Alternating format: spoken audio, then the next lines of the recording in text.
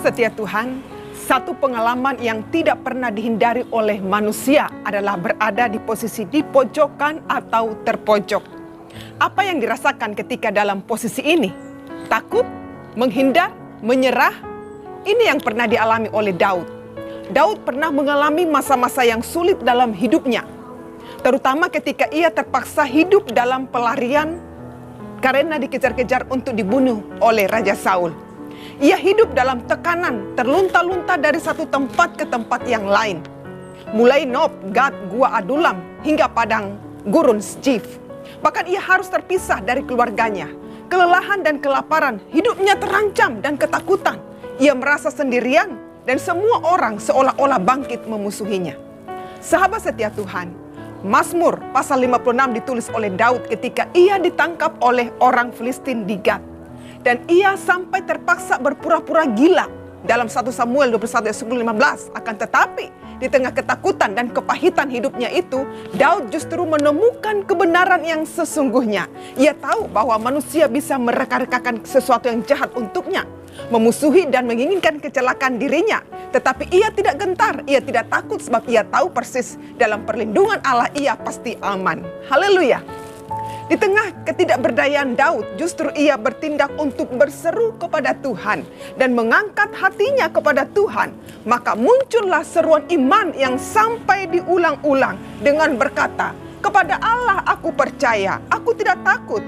Mazmur 56:12 berkata, "Kepada Allah aku percaya, aku tidak takut. Apakah yang dapat dilakukan manusia terhadap aku?" Seruan iman ini mengubah perasaan Daud dari ketakutan, tekanan, kepahitan menjadi berpengharapan kepada Allah. Daud tahu bahwa Allah peduli kepadanya.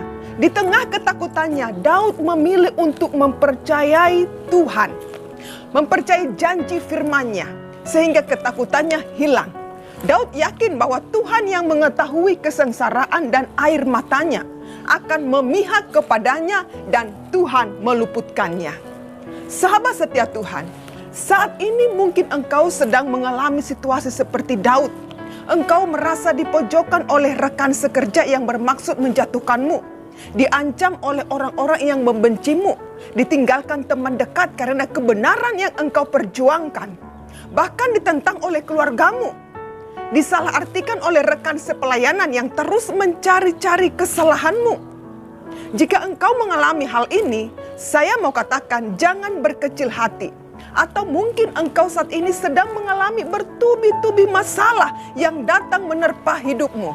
Satu persatu persoalan datang menerpa dan sepertinya engkau merasa berada di tepi jurang kehidupan dan sepertinya tidak ada lagi harapan.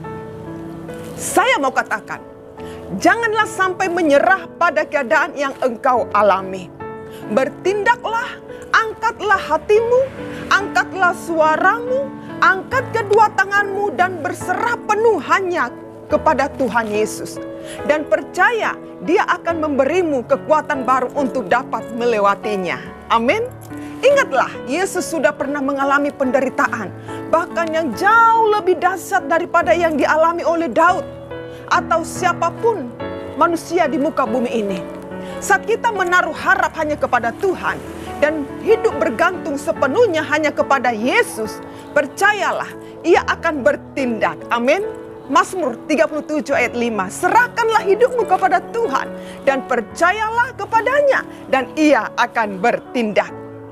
Kepercayaan kepada Allah sehingga seperti Daud kita bisa berkata, "Kepada Allah aku percaya, aku tidak takut. Apakah yang dapat dilakukan manusia terhadap aku?" Ya, jika Allah di pihak kita, kepada siapa kita perlu takut? Amin. Jadi rahasia untuk menghadapi ketika di pojokan adalah bertindak, berserah dan percaya kepada Tuhan, mengandalkan Tuhan. Maka kita tidak akan kecewa. Amin. Tuhan Yesus memberkati.